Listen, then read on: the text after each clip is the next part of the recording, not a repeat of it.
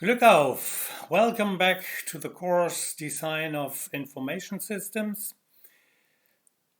One of the last parts that we are going to have a look at is a topic that is indicated here as metamodeling with metamodels using UML/MOF including OCL. So we are going to use UML, we are going to use MOF, and we are going to apply it in a particular area. You may call what we have done so far that we have been doing modeling, and we are somehow now going one further logical level up, and we are going to do metamodeling. I've checked the Wikipedia, what it tells us about metamodels, and here are some sentences that I found there. A metamodel is a model of a model. An instantiation of a metamodel gives a model. You may have heard the notion of a meta theory, so an instantiation of a meta theory gives a theory. That's a typical way of dealing with some meta XYZ.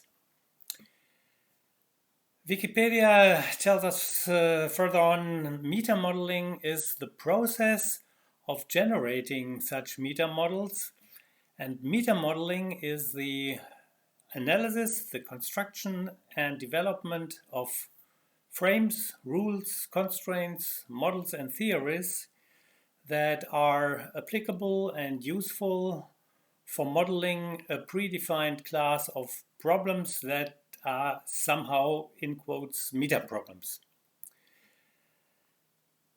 Metamodeling, as the word indicates, applies the notions of meta and modeling in software engineering and in systems engineering.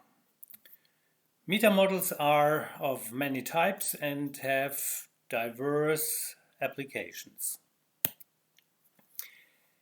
Metamodeling is done or is advocated by the so-called Object Management Group, OMG. It is a consortium. OMG is a consortium of IT producers like Microsoft, Sun, IBM, and other big players, and also smaller players in the IT business. And it is a consortium that is dealing with the standardization of languages, of approaches. In software engineering, the use of models, that is what I have been advocating in this course. The use of models is an alternative to more common traditional code-based software development techniques. A model always conforms to a unique metamodel, and one of the currently most active branches of model-driven engineering is an approach named Model-Driven Architecture, MDA, which is proposed by the Object Management Group, by the OMG. This MDA approach uses the language MOF, which is the shortcut for Meta Object Facility, to formulate metamodels. The language MOF roughly corresponds to the class diagram part, or to a class diagram part of UML, and MOF includes the options of writing OCL constraints. Typical metamodels that have been proposed, that have been developed by the OMG, are metamodels for UML, for OCL, for a language called SysML, Systems Modeling Language, and there is another popular metamodel standard CWM Common Warehouse Meta Model. So we have been dealing with UML, we have been dealing with OCL. Now the approach now is to describe UML, to describe OCL and other languages that you see here with class diagrams, because the proposal is to specify meta models with a MOF, but MOF corresponds to a large degree to the class diagram part of UML. So you describe languages with the UML.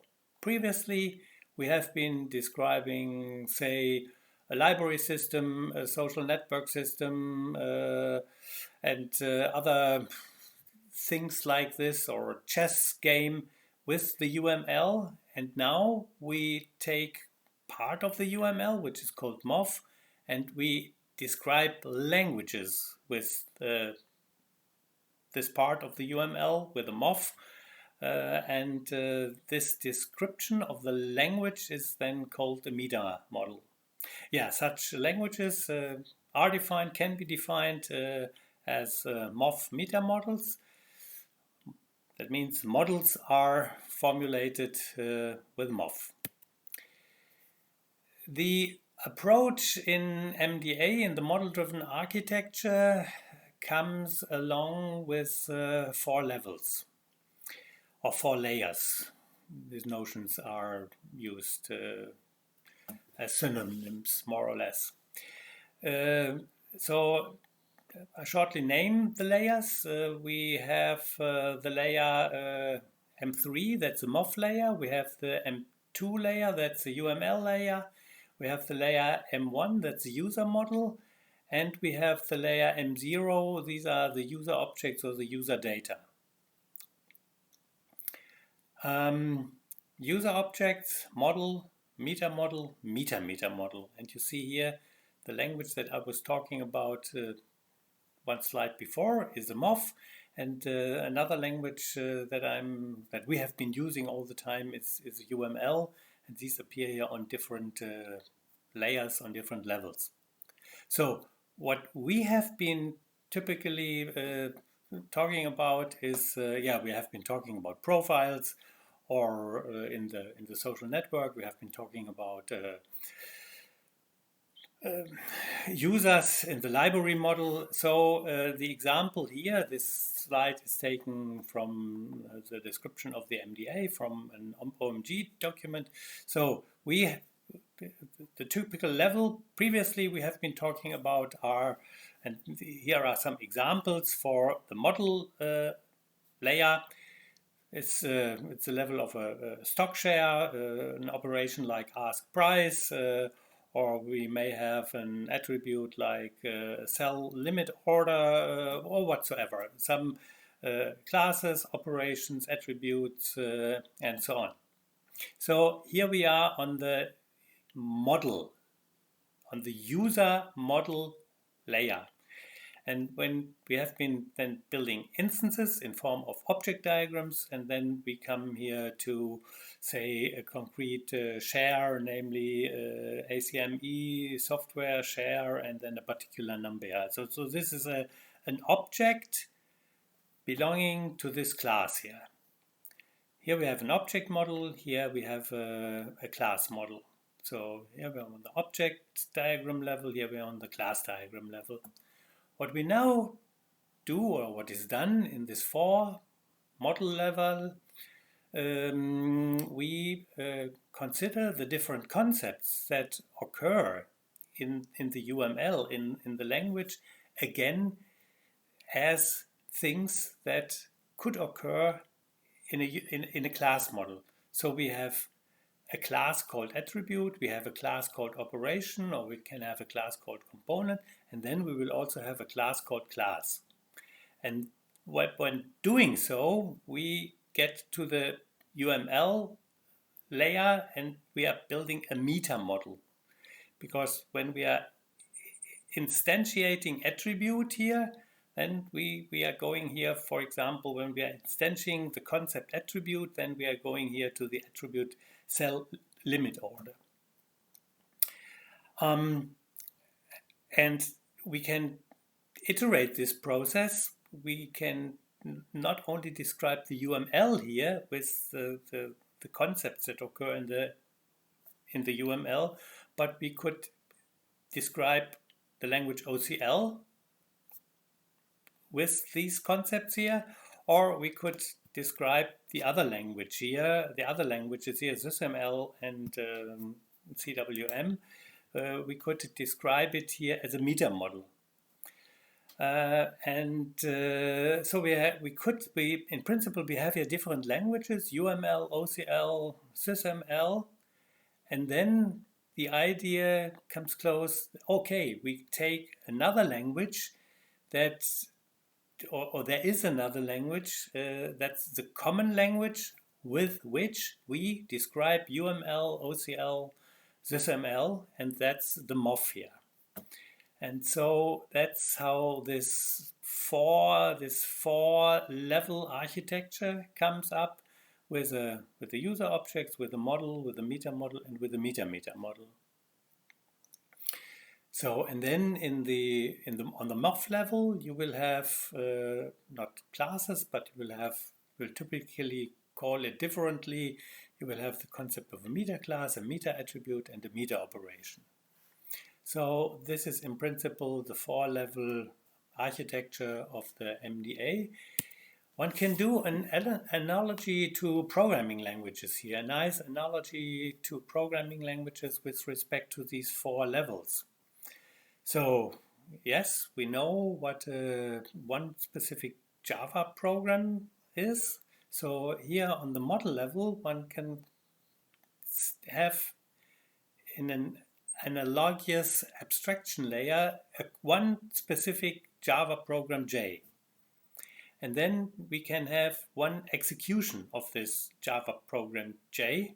And this Java program J would correspond to a user model, and the execution of the Java program would correspond to an object diagram.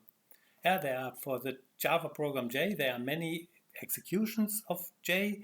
For a class diagram, there are many object diagrams.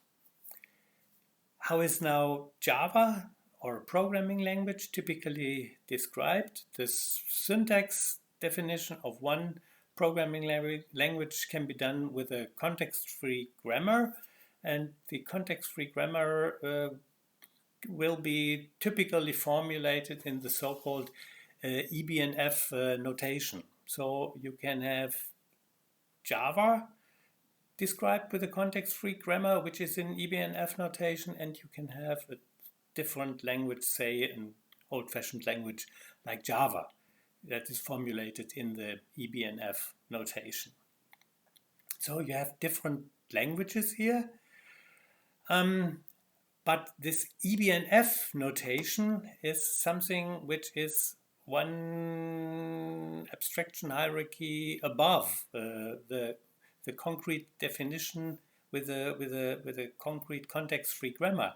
The EBNF notation, EBNF stands for Extended Backus-Naur Form.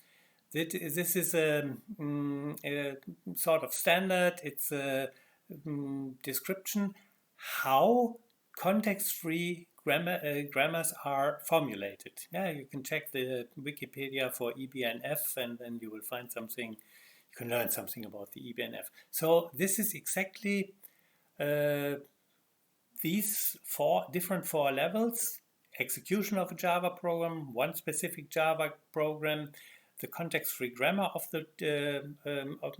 Java, and then the rules and conventions to formulate a context-free grammars. These correspond, the EBNF corresponds to the MOF, the concrete descriptor, the concrete context-free grammar for Java corresponds to the UML meta model. One specific Java program corresponds to a user model, and an execution of a Java program corresponds to an object model, to user objects there. So this is the analogous an analogous view on these four levels in terms of the programming language area in computer science. Let us be a little bit more specific. These four levels, in short, with a short description, they are called M0, they are called M1, they are called M2, and they are called M3. Let us look at one more or less concrete example here, with which you can imagine how these four levels play together. So we know this part here already. Here we have a class diagram, person and company. We have one association, a job association in between with the role names employee and employer.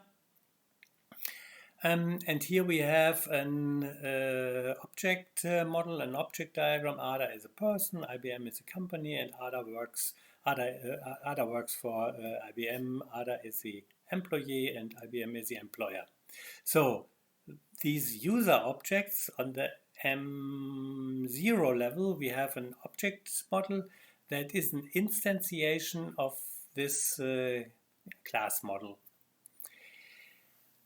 The trick now comes in this relationship here. So currently we are looking at this description here as a class model. And the trick now comes in that we do not look at this here as a class model, but we look at it as an object model. So person is a class, company is a class. So we have been modeling what we see here as a class diagram. We are modeling this now as an object model. And then, of course, when this is an object model, we need to have a class model, so that when we take the class model and build an object model, this object model becomes an instantiation of this class model. So we need the objects that occur here must be reflected by classes in the upper level in the meta model. And so we come here to the UML description level. And in the UML, we have the concept of a class, we have the concept of an association end, ASSOC end for short, and we have the concept of an association. So an association consists of many association ends, and an association end is typed with a class. So this gives us a way that this user model, this object model, becomes an instantiation of this class model here. And as I said before, the interesting part, the crucial part is that the facts that are the circumstances that are represented in this diagram in form of a class model, and the circumstances that are represented here as an object model are views of each other. So the object model here on the right hand side is in view of the class model, and the class model may be regarded as a view of the object model. So that is why I've notated here view of and the double arrow which goes in the same direction. So the circumstances that are represented here and the circumstances that are the circumstances on the left hand side and the circumstances on the right hand side are sort of equivalent to each other. And this is a higher level where we now where we provide a class model for what we have described here. And this process can be iterated. So you see here we are on the level M0, here we are on the level M1, here we are on the level M2. This is roughly speaking part of the UML meta model. And now we can do the same game again. We can consider this class diagram and we can represent it as as an object diagram, yeah, we say class ASOC and ASOC are objects. Class ASOC and ASOC are objects of type meta class. And in one level up, we have the MOF, and in the MOF we have a class called meta class. And then we have here in the MOF we will have a meta association, a meta ASOC, and this object diagram becomes an instantiation of the MOF meta model. So this is a MOF meta model, this is a UML meta model, this is a user model, and these are the user objects. Yeah, the notions were MOF, UML, user model, and user objects. So here we have the user objects, here we have the model, you have the meta model, and you have the meta model, MOF, UML, and then the what is called here the model and the object diagram, the object model. So this is how this 4 levels can be thought of as combinations of object diagram, class diagram, object diagram, class diagram, object diagram, class diagram. Again, the trick is that we are using now class diagrams on a higher level. We do not describe anymore social networks and libraries and companies and persons, but we are using UML to describe UML again. Some words which describe this phenomenon as some sort of written sentences. What we have been doing, the class diagram is understood as a meta model object diagram. The usual work with class diagram works as follows. We define first the class diagram, then we develop various object diagrams. We tune the class diagram to meet the developer needs, adding attributes, adding classes, adding constraints, and so on. And the approach within meta modeling is now as follows. We consider the concepts appearing in a class diagram. Class, attribute, association. We describe these concepts and their relationships again with a class diagram. And the claim is here, well, if class diagrams are powerful mechanisms, are universal mechanisms, if class diagrams are mechanisms that can describe everything, why should one not describe class diagrams with class diagrams? This is the approach taken in metamodeling. And here's something that I have modeled with USE. This is quite an ordinary class diagram over here. This is quite an ordinary object diagram, standard object diagram. Yeah, we have here 2 classes with 2 attributes, and we have 1 association with 2 roles and 2 multiplicities. And now I'm representing this class diagram as an object diagram. And the object diagram over here is over here. So what is present here in the object diagram? Present in the object diagram, we have here 2 classes. So we have here 2 class objects. We have person is a class object and company is a class object. We have here 2 attributes, name in person, name in company, and we have here 2 attribute objects. Name person is an attribute object, name company is an attribute object. I've written down here each object has an attribute name. Name is equal to person, name is equal to company.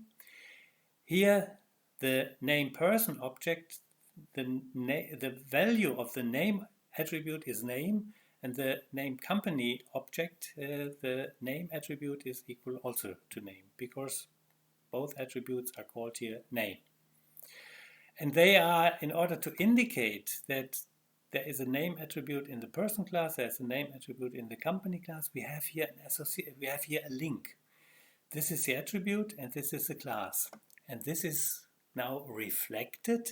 We have here a class diagram, and now we need a class diagram to reflect when we have an object diagram, we need a class diagram of which this object diagram is an instance of.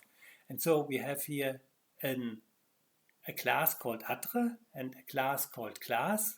Both have a name attribute, and this association here, this link is reflected by an association. That's the name of the association is class attre, and there are roles class and attre, and each attribute belongs to 0 or 1 class object. Now we have one association here, so there is one ASOC object. The ASOC object has identity job and name job, and now we must represent the arms of the association. So the arms of the associations are the association ends. So we have an ASOC object, an association, which has two association ends. Namely, the association ends are called employee and are called employer, and the names are set here accordingly. The employee association end is an end of the association job. This is indicated by this link here.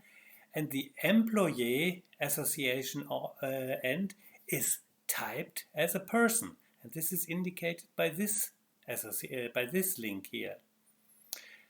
So ASOC and class, ASOC and class. So what is reflected here with the three links is done in the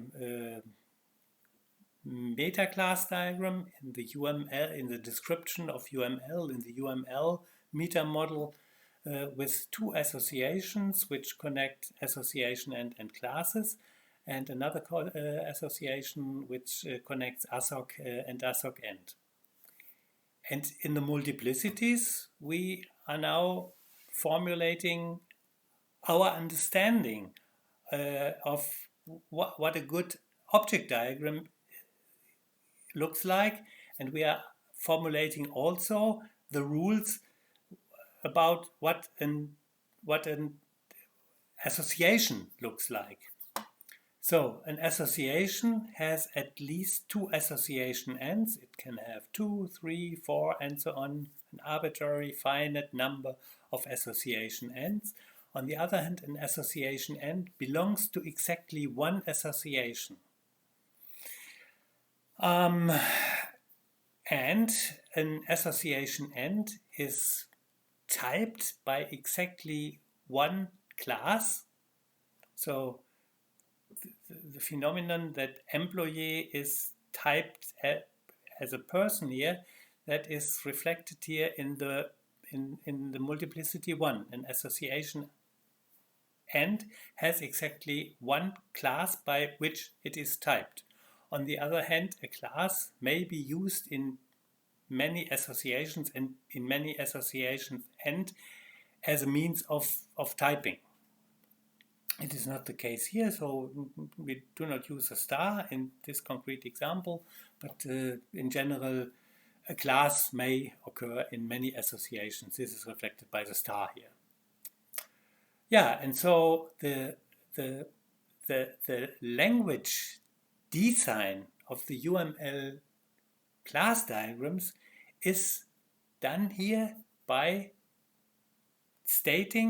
formulating a class diagram, by formulating the associations, and by formulating the multiplicities over here.